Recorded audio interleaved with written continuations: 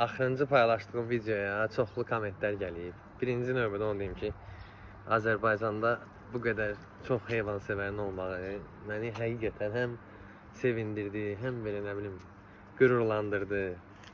Yaxşı ki, hamınız varsınız. Və kommentlər gəlir ki, küçə etini evə götürün. Biz onsuz da bir dənə küçə etini götürmüşük evə. Bu lak edib. Bizlə yavaş-yavaş, daha doğrusu məndən yavaş-yavaş eləməyə başlayır, gəzməyə başlayır. Karantin dövründəydi, qiymətlərinə görə. Laki bura. Karantin dövründəydi, qiymətlərinə görə. Hələ bizlə yavaş-yavaş gəzməyə başlayır. Hər ikisindən bir yerdə. Digər itsə qara. Onun adını biz qara qoymuşuq. Bu arada onun adı qara. Onun adı var. Qara da bizim qapımızın ağzındadır. Yəni heç uzağa getmir. Arada belə gedir, fırlanır, qayıdır. Suyudur, yeməyidir, hamısını veririk. Narahat olmayın. Orada yazmışsınız ki, ət verin, fars verin, hamısını veririk.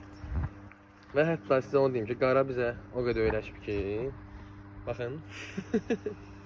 Bunlar iplə gəzir. Amma qara ipsiz gəzir bizlə. Yəni qara da bizləndir. Narahat olmayın. Narahatçılığa heç bir əsas yoxdur.